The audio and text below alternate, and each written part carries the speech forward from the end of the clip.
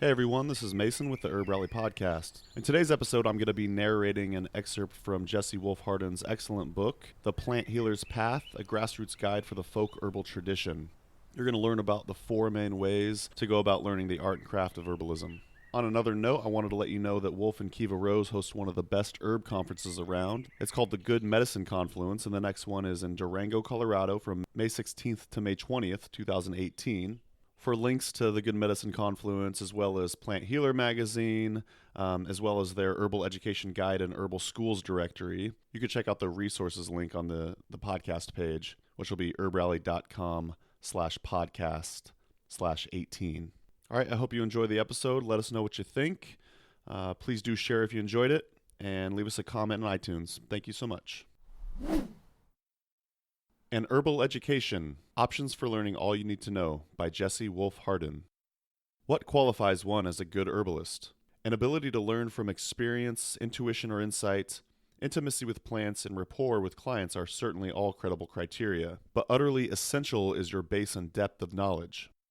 Even the most intuitive practitioner could be more effective with an intense study of medicinal plants and their constituents and actions, a phytochemical and clinical research, the history of herbalism and healing traditions from around the world, botany and physiology, psychology and counseling, business management and communication skills, to name only a few.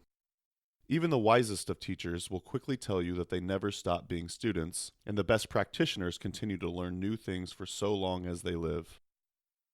There would seem to be 4 main ways of learning the craft of herbalism. These are, in brief, 1. Self-education and learning through experience. This quote-unquote do-it-yourself method is largely a misnomer, since it includes not only learning by experience, but also learning from books, which means from someone else's experiences and methods. There are many extremely effective or widely popular herbalists who have never had a teacher or completed an herbal course, however, including Susan Weed, Jim McDonald, Michael Moore, and Kiva Rose. Disadvantages: it can be a lot harder to learn this way.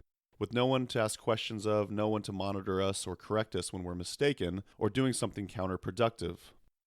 A lack of requirements and deadlines can result in a lack of focus and slowing of progress. And this route provides none of the credentials and associations that can be an aid when it comes to professional credibility, employment in the field, or gaining the initial trust of one's students or clients. Advantages: the least financially expensive way to learn. Learning at home, and infinitely customizable curricula. Nothing can replace personal experience when it comes to deep realizations and practical skills. 2. Apprenticeship. This system of learning as we work is one of the oldest. A teacher/practitioner carefully selects a limited number of particularly apt and devoted students to work closely with, not only instructing them but giving them assignments that test the extent of their progress. Disadvantages: usually requires extensive commitment, physical relocation, labor on tasks unrelated to herbalism, and often financial payment as well. Only a very limited number of apprenticeships available. Provides no credentials other than a certificate of completion and credit by association. I studied with so-and-so. Advantages: as intimate a teacher-student relationship as is possible, close monitoring and support. 3. Home study courses. Other than self-educating or apprenticing, an herbal school is the primary way to learn an intense amount of information in a reasonable amount of time. This form of distance learning is perfect for folks who don't live near an instructor, but have access to a computer and take advantage of a home study course's digital, audio, or video components. Some schools include online conferencing. Disadvantages: less student-teacher interaction than when attending personally, and thus potentially less oversight and feedback. Cost.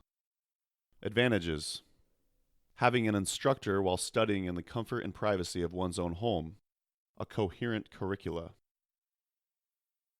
4. Attending a school.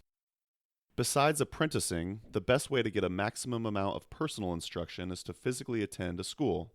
Sometimes this means folks from the immediate area commuting to classes. Other times it may mean living at or near the school site and involve students relocating for a period of weeks or months.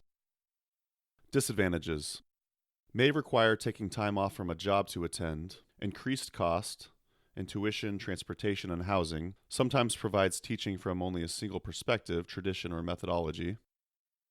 Advantages: teacher-student interaction, the ability to ask questions in person and get answers in a more timely manner, monitoring of one's progress, a large number of hours dedicated to the lessons, the support and camaraderie of fellow students, possible accreditation and increased income potential, a cohesive, coherent curricula. Choosing your ways of learning. Which of the ways you choose to increase your herbal education should be predicated on 1. What you expect to get out of it in terms of specific kinds of information and methods, personal instruction and guidance, credentials or certificates, a likely future income, purpose, or role. 2. How the different means for learning fits into your already existing lifestyle, schooling, work, family, and other commitments.